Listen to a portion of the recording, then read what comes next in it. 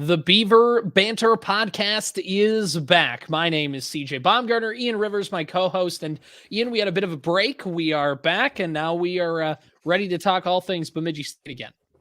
Yeah, absolutely.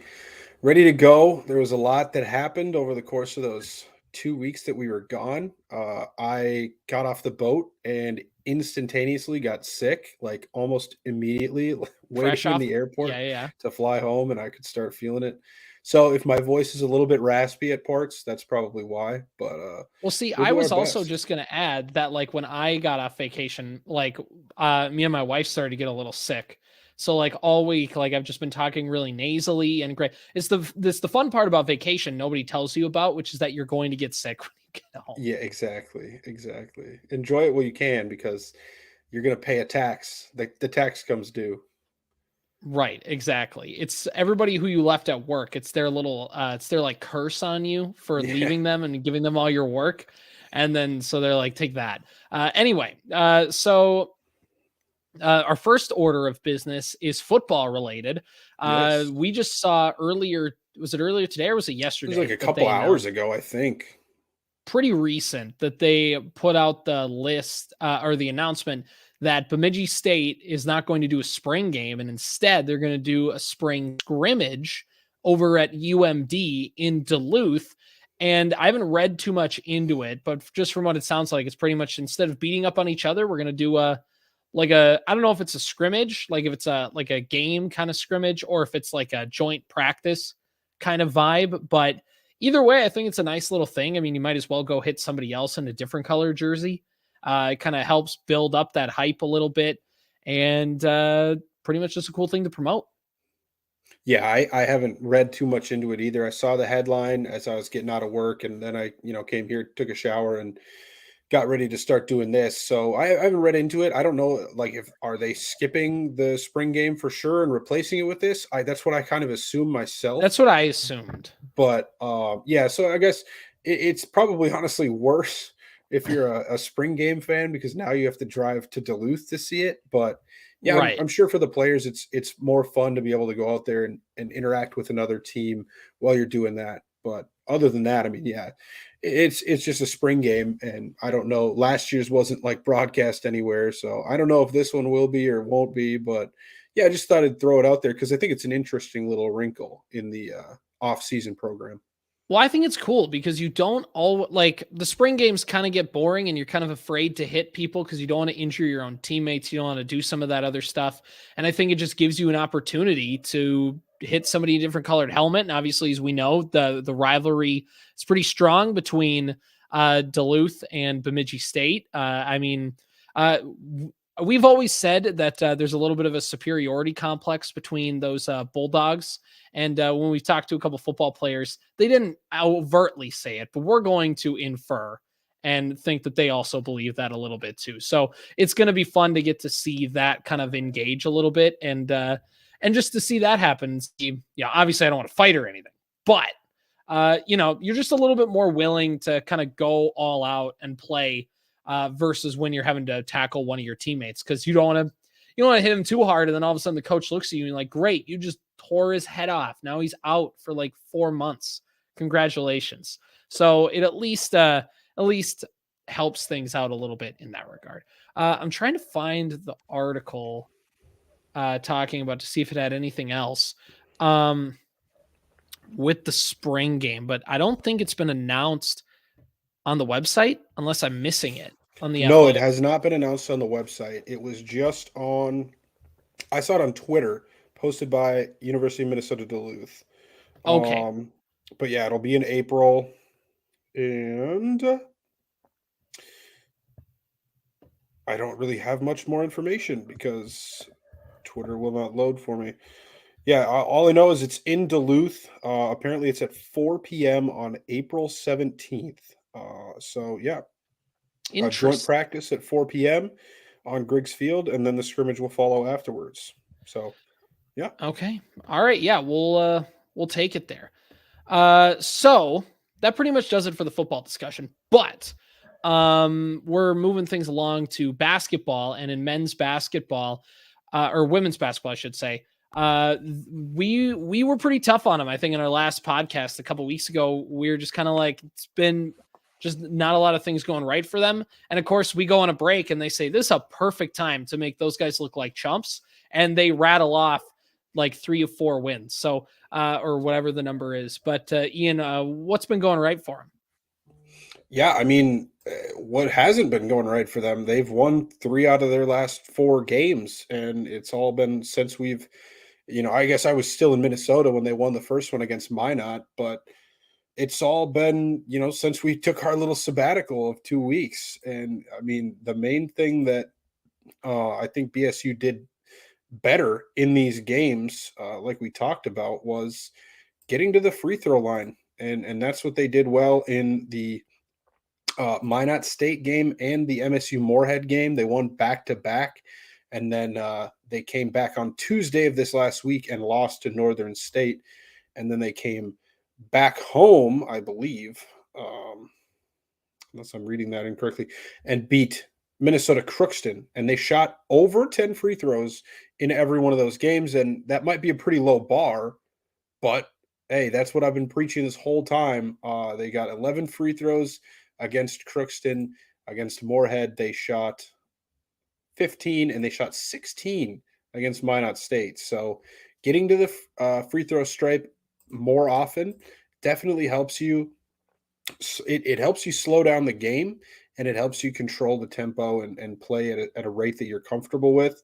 And it helps you score. I mean, it's almost quite literally free points, and nobody shoots 100% from the stripe, but that's been the one thing that I've been pounding the drum for this whole time, and it's so that was naturally the first thing that I looked for personally when I looked into the box scores of these games. But yeah, I mean, just in general, offense seemed to be up from these games. Well, right. 77 points, 65 points. Even in the loss, you scored 50 points, which isn't terrible. And then 87-point outburst against Minnesota Crookston. So pretty phenomenal offense from this team. I don't think we've seen an 87-point game. No, we have not. That is by far and away the highest point total we've seen by 15, I think. Oh, there was a 77, but that was 2 games prior to it. So yeah, just great offense. Well, 87 points is the season high, and I can't remember the last time that they've scored 87 points. I don't think they did it all last year unless I'm missing a game, but overall they just had a good day. And I think really you look at a couple things. I mean, in the Crookston game, they shot 38% from 3. The turnovers were were at 9. They out-rebounded Crookston 46-29.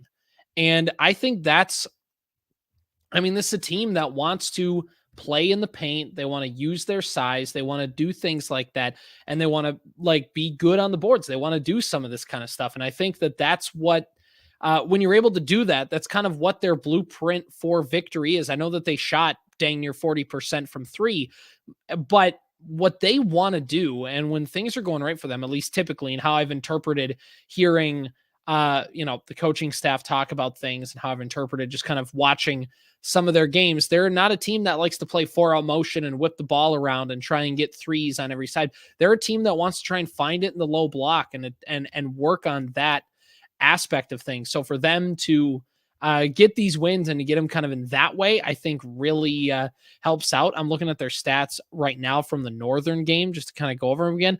Look at the rebounds. I mean, 33-33, it's about dead even, and that's a game that they lost.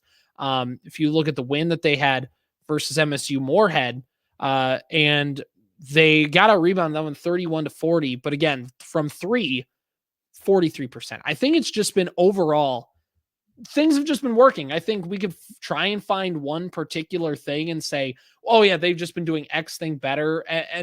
But I think it's like we've kind of touched on, they're just doing a lot of things right now. And it's kind of that culmination. They're playing some good basketball right now, and they have a chance to see it continue. They have 4 games left in the season, men and women do.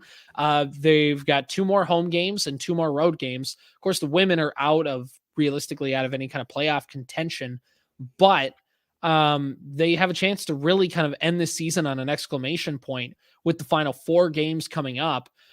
Sioux Falls and Southwest Minnesota State at home this weekend. And then you have Winona State and Minnesota State to finish out the season towards the end of February.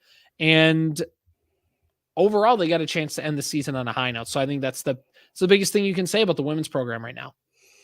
Yeah, I think it's going to be a little tough. You look at where they're sitting right now. They're in 14th in the NSIC. They would need to gain 2 games on Sioux Falls, Minot, or Augustana, 2 of those teams to just jump into a playoff spot.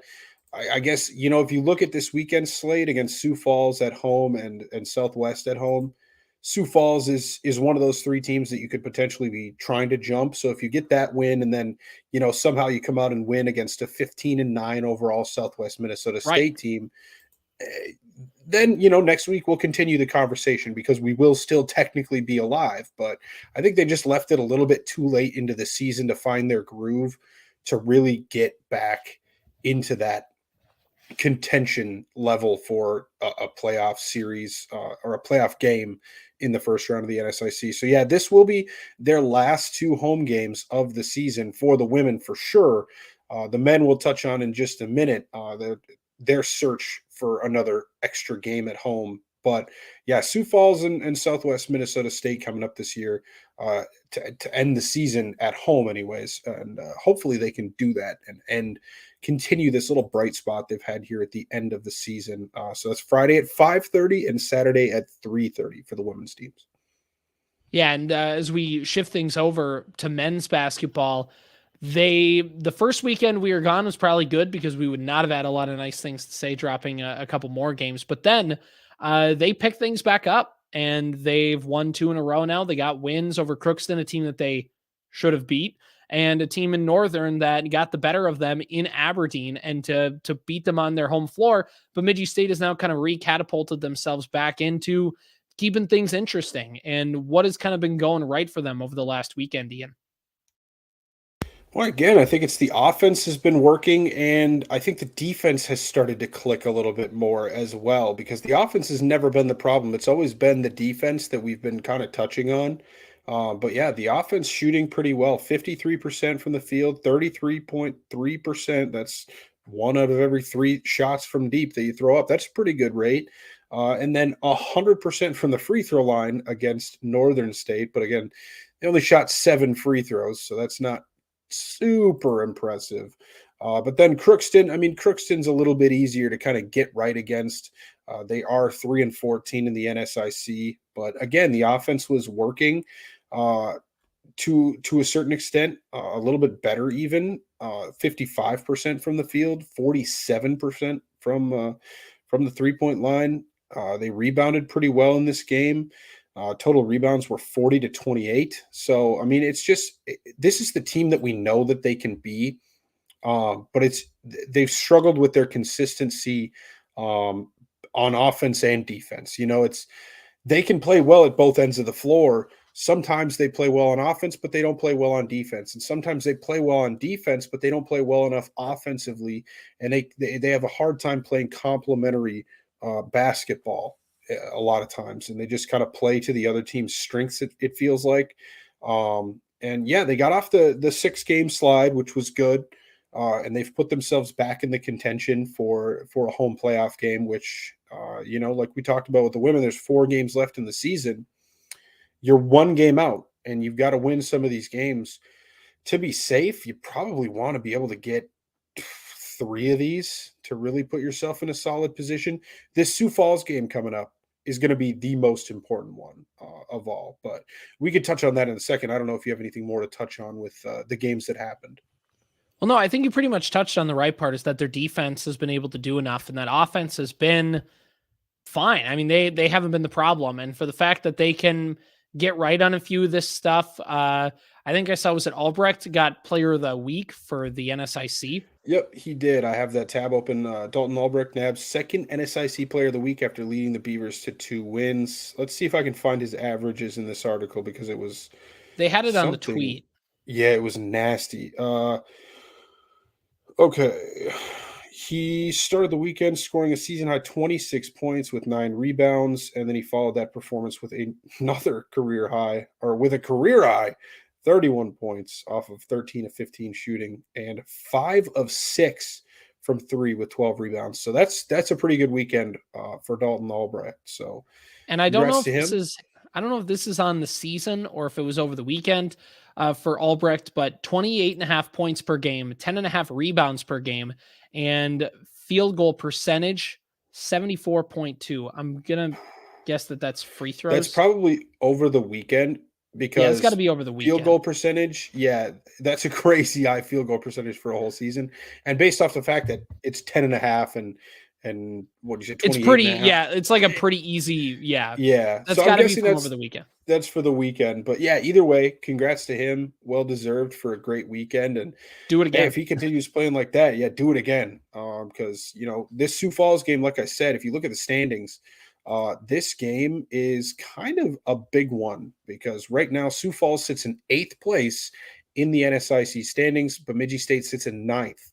So the cutoff for the last home opening round NSIC tournament game would be that 8th spot.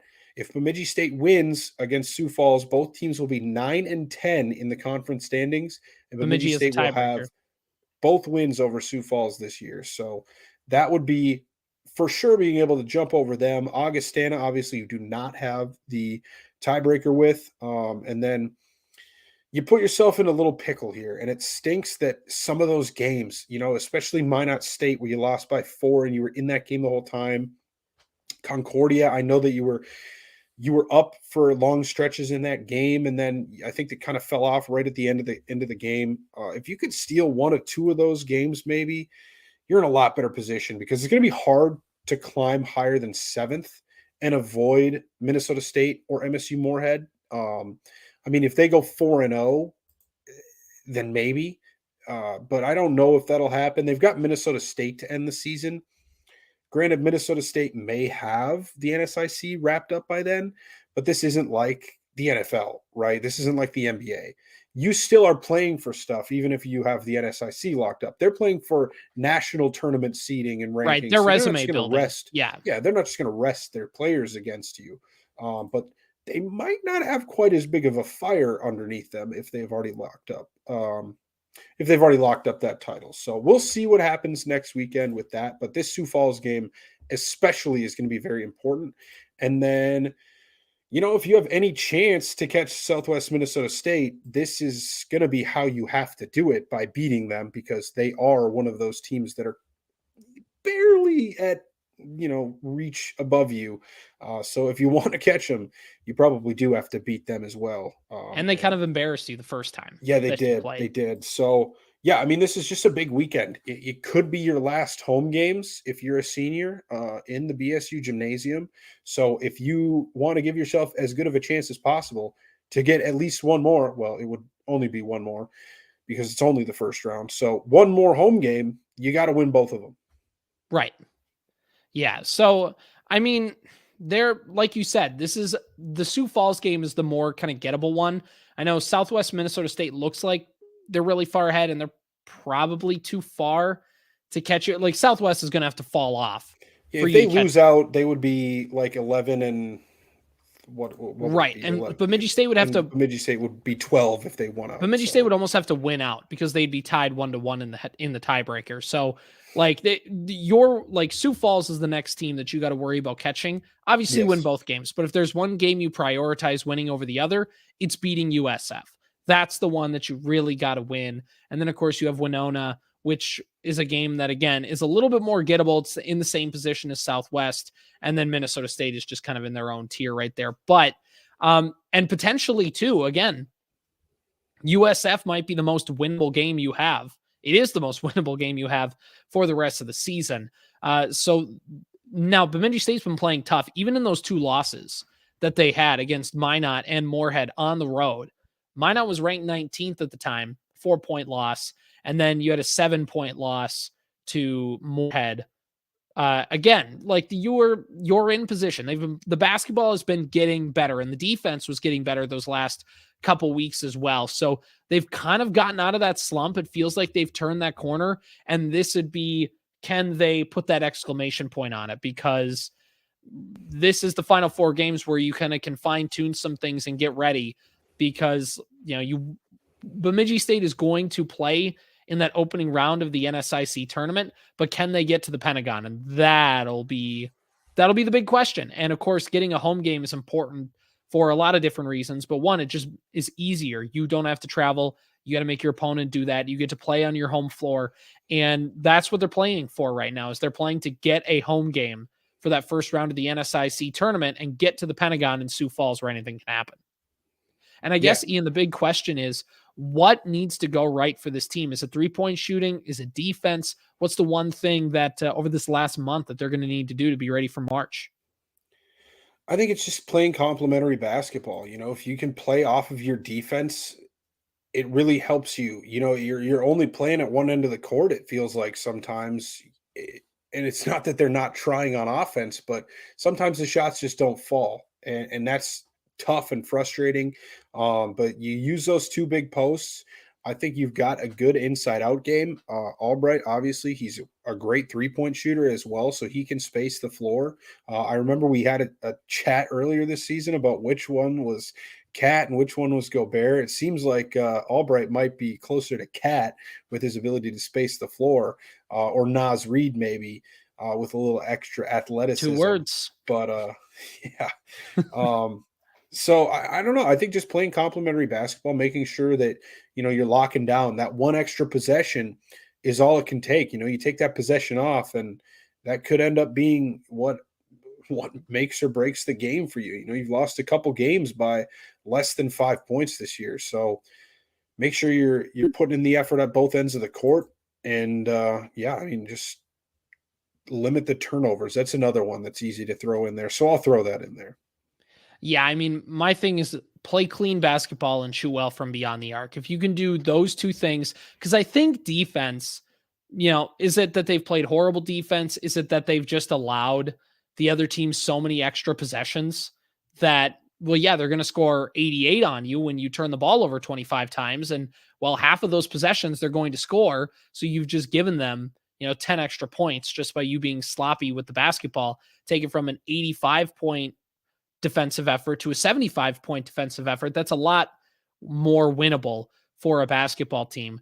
So for Bemidji State, it's just going to be taking care of the basketball and making sure that they can keep themselves kind of in the driver's seat in these games. And you're going to be playing good teams the rest of the way through. There are no more gimme wins. So those other teams are going to try and turn the ball over on you, and you cannot allow them to get all those extra possessions because they're good enough to be able to take advantage of it.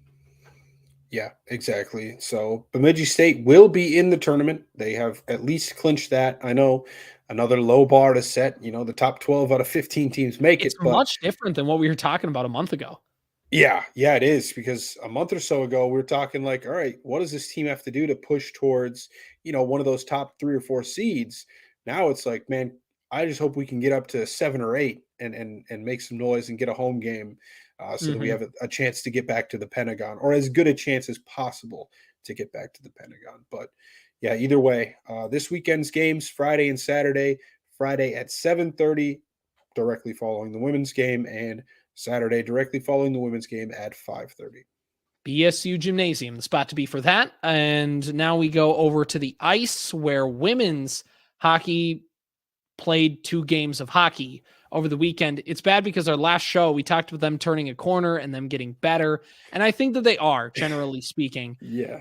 But then they played the number 1 and number 2 teams in the country. So they ran into a bit of a buzzsaw, and you're just, all of the things that we talk about them getting better at, they're scoring more. They're not allowing as many goals. And then all of a sudden they score 2 goals in 4 games and allow 37 goals in 4 games.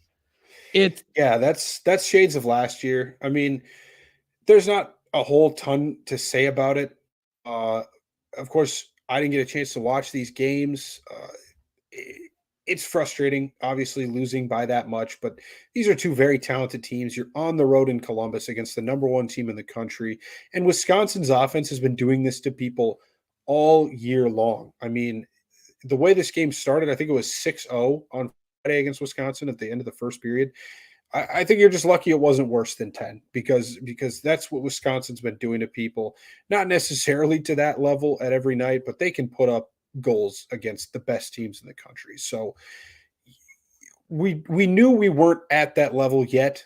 We knew we weren't there. I'm not going to get too heartbroken and upset about getting swept by both of these teams. It's discouraging kind of with the progress that they were making and the things that they were doing, because it was like, oh, hey, they have some momentum here. It looks like things are, we talked about things are starting to turn a corner, and let's see what they can do. And then you kind of get put back in your place a little bit, and it's discouraging, but also at the same time, you have to just shrug it off and like go on to the next series, because there's really nothing else you can do at that point. The good news for Bemidji State is they have a winnable series to at least be competitive in, playing down in Mankato this weekend. What are your expectations for BSU women's hockey? Can they steal a point here? Well, I think they should be able to steal at least 1 point. I would hope. This is a very important series if you hope to accomplish anything more this year. Like, I'm not necessarily saying this team is going to get past the first round of the playoffs, right? But I'm saying this is probably the most winnable games you're going to have. Obviously, it's in Mankato. When they came to you, they split with you. Both teams won in overtime in Bemidji. So you split the points that weekend. But sixth place in the WCHA is still up for grabs. Bemidji State sits in seventh at 10 points. Mankato sits in sixth at 13 points. So if you want that sixth place, I mean, I think it's fair to say the Beavers have fared the best against the Gophers this year of any of those top three teams, and by a considerable margin. So I would rather play Minnesota than any of those other teams. So if you want any chance to do that, I think you need 6 points this weekend, because of the fact that Minnesota State plays St. Thomas next weekend and we play St. Cloud. So you're probably going to need 6 points from this weekend and then still more points against St. Cloud somehow, luckily. But I think that this is the best chance you're going to have to win a hockey game for the rest of the season. So ultimately, anything you can get from this series, I think will be just fine. I won't complain about it. If they split with Mankato, it's not going to be a problem for me. But I think it would be fun to finish in sixth place. I'll put it that much. And obviously, we want to say horns down as much as possible. So that would also lead into a sweep of Minnesota State on their home ice in Mankato. So, yeah, I think that either way, it's a big weekend. If you want to try to squeeze into sixth place, this is going to be your lane to do it. And if you want to win more games, this is probably going to be your best chance to do it. Current WCHA hockey standings, two different stratospheres here. Ohio State in first place, 67 points. Wisconsin, 60. Minnesota, 56. UMD, 41. St. Cloud State, 33. And then you have the bottom tier, which is Minnesota State, 13 points. Bemidji State, 10. St. Thomas, 8. The most frustrating part, if I'm a Tommy women's hockey fan, is St. Thomas's goals scored versus goals allowed ratio is 61 to 115. Not great. Bemidji State's is 36 to 143, and Bemidji State has 2 more points. I mean, now Bemidji State's they've been bad. Like when they lose big. So a lot of it's kind of like you don't lose points. You don't lose extra points for losing by more. Like that's all. You don't win. You don't get more points for winning by 4 goals instead of 2. Like, right. I get all that. It's just a weird number to look at because all of those blowout losses, and I get it. This year is not a year to look at these numbers, but man, 36 to 143 on that ratio for Bemidji State it's been a battle. I think a little bit more shocking if you look at Minnesota State, they're 4-20 in the conference, and yet their goals for and goals against is only separated by 20 goals. Right. How many 1-goal games have these guys lost in conference this year? They're probably a lot better than their record states. So going into Mankato may not be as easy as I have foretold. Their goals against is 96. Their goals for is 76. So, I mean, that's insane to me. And that's obviously overall, that's not in conference. So, okay. To me, that Mankato went out of conference 6-1. So out of conference, they were blowing teams out. And in conference, their goals, now I see the WCHA goals for, goals against. goals against in WCHA play is 37-84. So that makes a little bit more sense to me now that I know what I'm looking at. But I was like, damn, they've lost like every game by 1 goal. What the heck? That would be heartbreaking. But yeah. So yeah, like you said, this is going to be the most important weekend for the rest of the year. There's only 2 weekends left, just like men's and women's basketball, until the playoffs start. So I guess we'll reassess the position that we're in. Hopefully we can pick up some points and still be alive, and the bigger question is, not only does St. Thomas play Mankato, not only does Mankato play St. Thomas has a potential to play Mankato later in the season and jump us if they get a win, if we don't pick up any points this weekend. So, don't want to finish last, pick up any points you can from this weekend. So looking at Mankato's series last weekend, they played Ohio State in Mankato. They lost 3-0 and 6-2 in those 2 games, in that order, Friday and Saturday. So let's bounce back then to the weekend before Ohio State played Bemidji State. Now this was in Columbus, and I'm going to say that that's what the difference was. But the scores were not quite so friendly for the visitor. It was 1-11 and 1-9. So Mankato fared a little bit better. On January 19th and 20th, Mankato played Wisconsin. They lost 3-2 and 7-2. So that one looked a little more. Yeah, but still, Bemidji still trying to catch up. But hey, like we said, we've taken strides this year, and that's what we hope for. I don't mean to punch on them all. No, exactly. But right, it still isn't just where you want it to be. But the steps are being taken, I think, to getting towards a Mankato, and then they're a very young, eventually towards St. Cloud and towards. This is a very young Bemidji State team. Yeah, and they're built. They're like we're starting on the ground floor here, so it's not fair to compare them to some of these other ones. But yeah, it's an uphill battle for them to try and get points this weekend, but it's their best shot. So here we go. Let's do this thing. Looking now in the men's race, Ian, things are starting to heat up.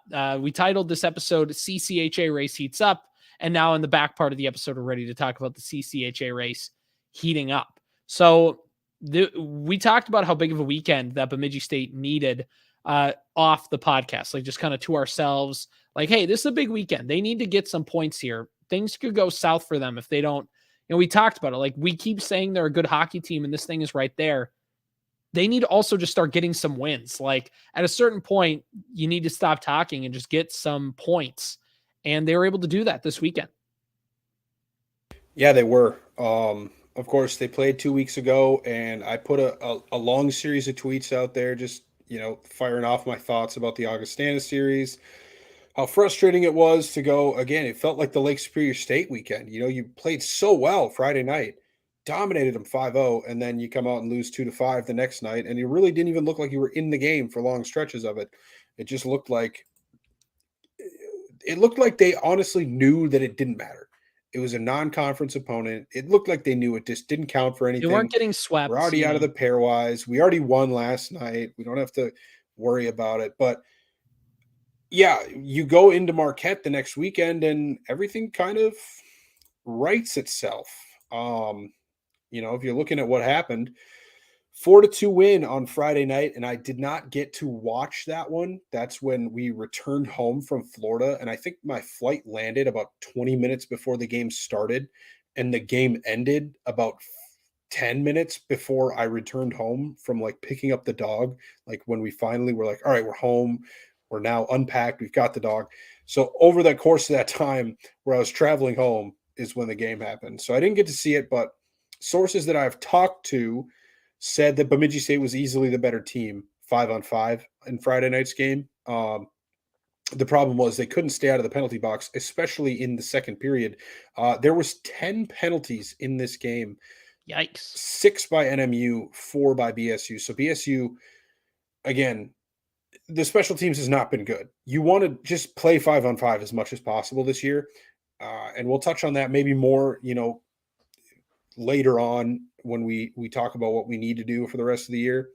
1 of 6 on the power play, not great at all, but hey, you got a goal, but it was the 6th power play that you finally scored on. Six times the charm Courtesy, is what I yeah, always say. courtesy of Eric Polkamp. And you started off 0 for 2 on the penalty kill, and then you got 2 token kills in the 3rd period to make it 50%, which is still not good at all. But yeah, you started the game courtesy of Yuri Väisänen, getting a goal, and then NMU answered twice in the 2nd period with power play goals. Eric Martin and Adam Flamang tallied extra goals in the 2nd period, and then Eric Polkamp kind of put the game on ice with about 6.5 minutes to go with a power play goal. So Polkamp had a good game. He had 2 points offensively, at least. I didn't see his defensive performance, and then Flamang, he had a big weekend. He was actually named CCHA Forward of the Week with a big weekend. He had 2 points in this game, an assist and a goal. And then the next night, he was one of the better players again offensively. He had 2 more goals for the Beavers, one in the 2nd period and one in the 3rd period. Eric Polkamp got another goal. He was the CCHA Defender of the Week and the Freshman of the Week. And honestly, most people thought Matthias Scholl should have been Goaltender of the Week, but that went to I'm blanking on his name right now, but the Bowling Green goaltender, who did also have a pretty good weekend. But yeah, Flamang 2 goals in this one. Polkamp with a goal on a beautiful pass from Casper Magnuson, I will add, in the 2nd period. But this game wasn't quite as pretty, and it stinks to not get the full. This was a 3-3 tie, by the way, and Bemidji State took it all the way through overtime, got into a shootout, and won the shootout. They are now 2-0, crazily, in shootouts on the season. Matthias Scholl showing what he's made of, and head-to-head battles with Benny Halaz and Blake Pietla, no less. So he really stood on his head in this game. He especially in the 3rd period and overtime. In the overtime period, NMU had 2 breakaway opportunities. So not only did he save all 3 NMU chances in the shootout, he saved 2 extra shootout opportunities essentially in overtime that would have just won the game point blank and given NMU 2 points. But BSU comes out of the weekend with 5 points. You gave up a goal with 6-ish minutes to go in the game. And it stinks because you saw it. You saw the 6 points right in front of you, and you know how valuable every point's going to be. But going on the road, the way that game was playing out, I was just kind of happy that they didn't give up another one and lose more points. And they got the win in the shootout. They got 5 points. I think I'm perfectly happy with that, especially because around the CCHA kind of went your way this weekend. So overall, a lot of yapping from me, I think, on this Northern Michigan series, but I was very, very impressed with what I saw on the road. I was a little bit nervous. I think I said, maybe not on the podcast when we last spoke, but I think I said I wanted 9 points from these next 2 weekends. So Northern Michigan, Ferris State. And that was kind of with a little bit of panic, thinking, all right, we're probably going to split with Northern Michigan, and then we need to sweep Ferris State to still be alive. And they got 5 from Northern Michigan. So I'm very happy with that. And I think that they're in a good position now to make a run. Yeah, and that's the biggest thing. And we talk a little bit too about this team getting healthy. They've just been banged up. They haven't been quite 100%. They got a couple guys back. Blanking on his I didn't name, touch on that. yeah, I was gonna. Yes, Kyle Loaf came back. Yes, yeah. Was Loaf back against? I can't remember if he came back all the way against. I don't think he was back did. against August. Did I he? swear he was. Maybe not, but either No, way, I thought it Kyle was Loaf this came weekend. back this weekend. Sure, let's go with it. Some people will probably be like, "Nope, idiot, you're wrong." But That's all right. He We'll came fight. back. He came back for these games against Northern Michigan for sure. Liam Engstrom was back. So right now, the only person that is not playing is, I believe, Tony Fulmer, which obviously will add value whenever he can get back. If that is If at this all. season, we'll see with how this team handles injuries sometimes. And, knock on wood, hopefully that's the case. We're getting healthy at the right time. And I forgot to touch on that, just how much better the team looked now that you're not relying on having a defensive core that's missing 300 plus games. That's Right. as much as I don't hate all of our defenders that aren't named Loaf or Loft, Fulmer, or Will Magnuson. It's good to have those guys out there. That experience does you dividends in these games.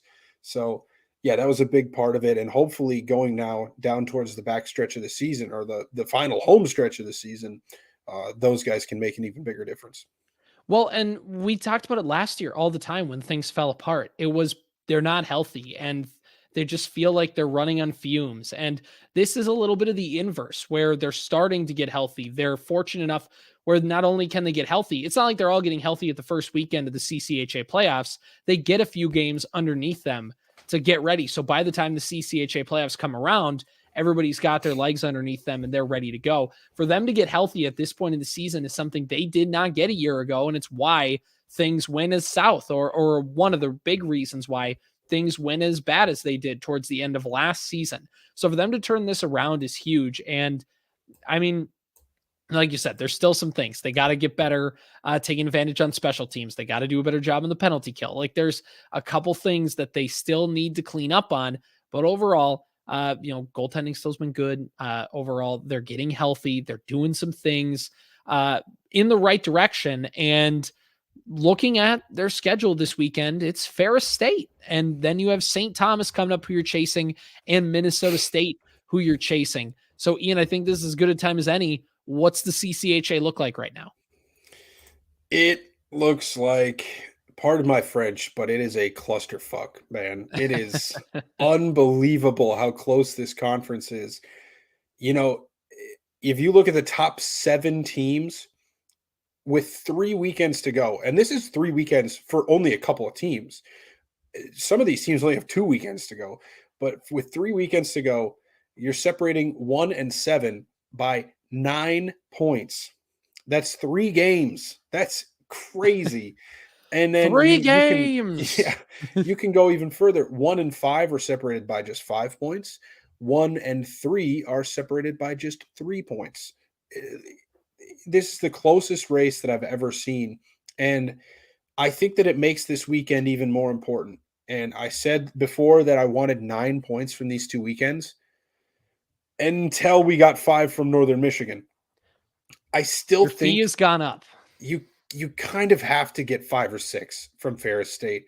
And even if you get 5, you're still kind of like, man, is that 1 point going to be a pain in the ass come the end of the season? Like Ferris State, there's as big of a gimme as you can get at home too. Like we saw them 6 weeks ago-ish in Big Rapids, and you saw what a Bob Daniels team can do to you. That was like the best I've seen Ferris State play all year. I think I made a comment on that. I'm like, what are these passes these guys are putting together are just nuts for a team at the bottom end of the CCHA. Like, so as long as you can be healthy for this weekend, which I'm assuming we will be, I think that you can get minimum 5 points. If you get 2 or less, we're talking full on panic mode. Like home ice is in danger at this point. If you get 3, I think that you're going to like not be fuming, but you're going to be like, all right, well, shoot. Now we're in like a 3-way tie essentially for first place. You got to get bonus points this weekend. There is a situation where if Bemidji State wins this weekend, gets 6 points, they catapult and have a 3-point lead over Minnesota State. And personally, if we're going to talk about it, the other game this weekend, the only other series for points is St. Thomas and Bowling Green. Bowling Green, by the way, out of nowhere, they are in 4th place, tied with Michigan Tech. If they sweep this weekend and Bemidji State gets swept, Bowling Green will be in 1st place in the CCHA. That's how crazy. What a story that would be for Bowling Green. It's just after nuts. Everything they've gone through.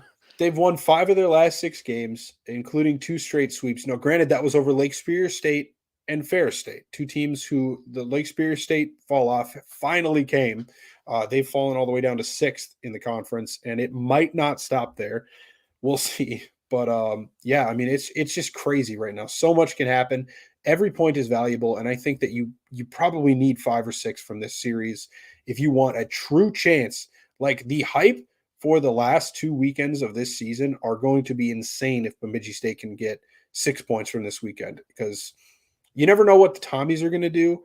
I kind of hope that Bowling Green takes like 5 points and the Tommies get 1. That would mean that the Beavers have a 3-point buffer on all 3 of those teams. There would be a 3-way tie for second place between Minnesota State, St. Thomas, and Bowling Green at 35 points.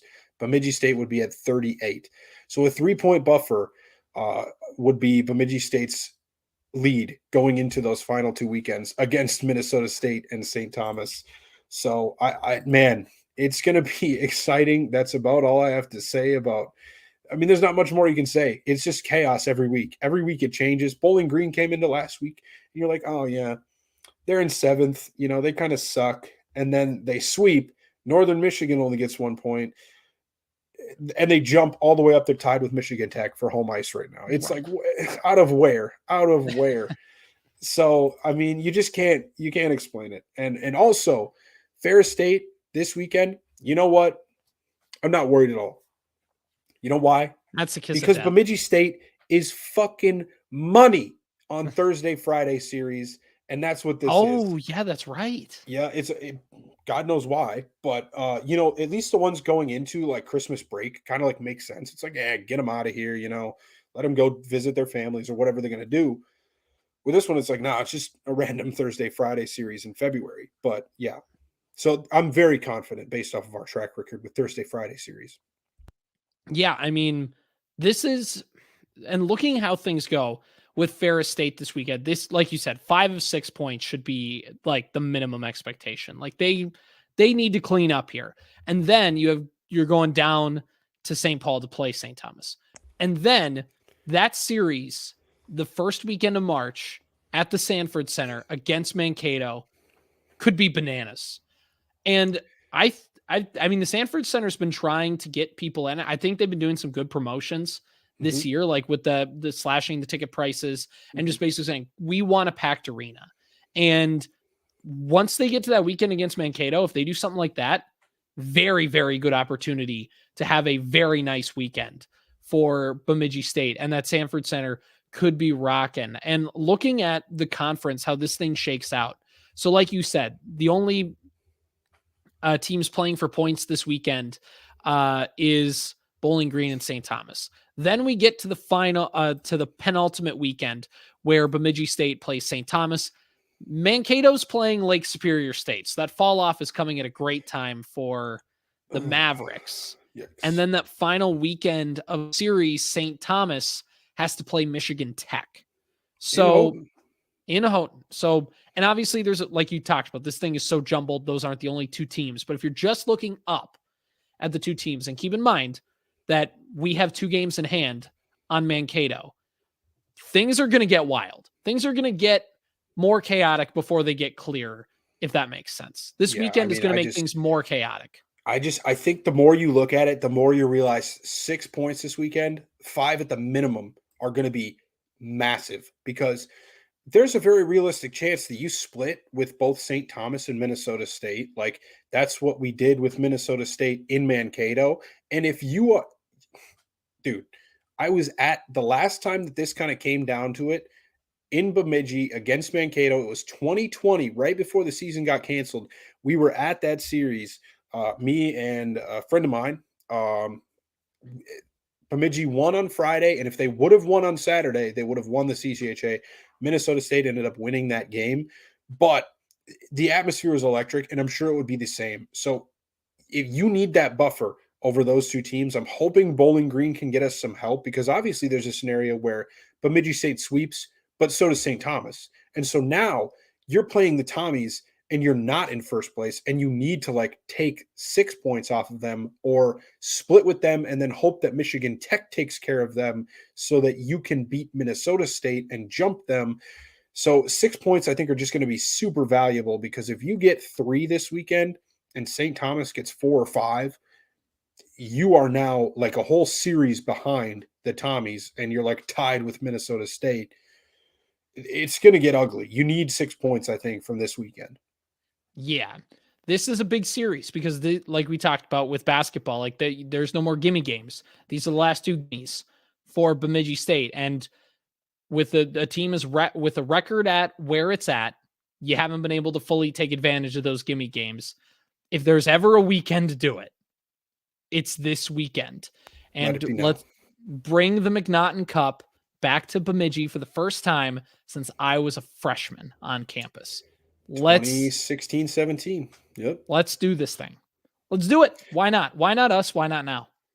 Yeah. And I mean, obviously things can change in a minute overnight. Especially with the way how dense works. this conference is. Yeah. It's crazy. There's a legitimate scenario where you could have like, I don't know if you could have 5, like maybe if the points work out, but like you could legit say that 4 or 5 teams going into the final weekend could do something to win the conference tournament. Bowling Green, they kind of scare me right now. Their last 2 weekends are against like Ferris State and Michigan Tech or something like that. Or no, it's Michigan Tech and Northern Michigan. Like those are bottom 4 teams in the conference right now. If Bowling Green takes care of St. Thomas, they're very in the race this year. Like this is the craziest thing. It's what happens when nobody's that good this year. Yeah, that's very true. This is a very mediocre conference, but it will be the most entertaining one bid conference. We are going to be the ones that we're going to, the CCHA, whichever team gets in there, is there are 2 scenarios for whichever team gets the auto bid. It's going to be that they get in there and they get the doors blast off. It's like a 5-0 loss playing right now in the first round. Boston College right now is the number 1 overall in pairwise. So they get the doors beaten off them 5-0 in the first round, or they all of a sudden come out of nowhere and knock off one of the teams in the first round. What was the school that knocked off St. Cloud State when they were number 1? AIC, I believe. AIC. Yeah, exactly. They're going to do something like that where it's like, who? Mr. What? B. This. So yeah, there you go. 2 more things before we end the show. I know we only have a few minutes left. Dalton Albrecht just named the Division 2, the D1, D2 CIDA Division 2 Player of the Week. So entire Division 2 absolutely Player of the Week. When you average 28.5 points per game, 10.5 rebounds, you get it. You just get that honor. So Congratulations to him. One last thing, hockey related. We were mentioning this a little bit earlier today because I think Patrick Royce, the Star Tribune, threw out an idea for playing at the X of, was it St. Thomas, Minnesota, St. Cloud, and Mankato, right? Or no, what was the last school? UMD. Yep. And, makes sense. All of them are close to 30, like all of them relatively close enough to the cities, whatever. And I think, Ian, you kind of offered up like a counter to that. Yeah. And the more I think about it, like it doesn't make sense because of it doesn't make sense, but it'd be cool. It would be cool. So I just said, oh, that's fine. BSU and Mankato will start their own tournament with the Dakota teams being UND and Augustana. And I think that the reason that wouldn't like work, and it wouldn't, obviously like North Dakota fans would care because they care about every hockey game, but you got 3 teams that play in the same conference in that tournament. And it barely works when you have 2 from the same conference in the same tournament. So it's a fun idea geographically, but I think that I think it probably wouldn't have that great of legs when you actually sit down and think about it. But it was the first thing that popped in my head. So I just kind of spouted it off. All you got to do is just switch out St. Cloud State for Mankato and this thing works. True, but then you've got like 2 from each conference, 2 from the NCHC and 2 from. Yeah. It's like its own. It's like it's a Big Ten ACC challenge. You know what I mean? Yeah. Well, and that's kind of what I had brought up too. Is like, well, what if instead of a tournament, we just did the Big Ten or the CCHA and NCHC challenge? Because both teams are going to have, or both conferences will have 9 teams, but it's the same thing. Like you can. These conferences people are already play each other already out of conference. So it's like, yeah, I mean, it's college hockey is almost like too small. Yeah. It's just, it's a fun idea until you think about the logistics of it. And then it's like, well yeah, and if you're the NCHC, you're like, why do we really need to do that? Our conference is better. And if you're the CCHA, you're like, do we really want to face the potential of us losing the challenge every single year? I really want to finish 8th this year so that I can play Miami next season. That's basically it, Right, exactly. You won the McNaughton Cup this year. Congratulations. You're going to play I mean, we already do play UND, and UND, that's the thing. We already St. Cloud. Yeah, our entire out of conference schedule is already like NCHC teams, so it wouldn't make a ton of sense to do it, but it's it'd be fun cool. either way. That's the rule of cool. That's the thing you got to remember. Yeah. Well, Also, Friday night against Ferris State is the Make-A-Wish night. I know that was super popular last year. Teddy bear the toss. Teddy bear toss. So get out to these games. I think they're doing another promotional. It's like $5 or something for tickets. It's mad cheap. It's super cheap. Go. And we're in the midst of a title race, people. This is maybe, depending on how this team plays, maybe your second to last weekend that you get to watch them in the Sanford Center. So go be loud and make sure that's not the case and that we get a home playoff game. Make it hell for those Bulldogs. All right, that takes care of that. This has been the Beaver Banter Podcast. We're back to dropping episodes every week as the CCHA title race heats up. We'll see you guys.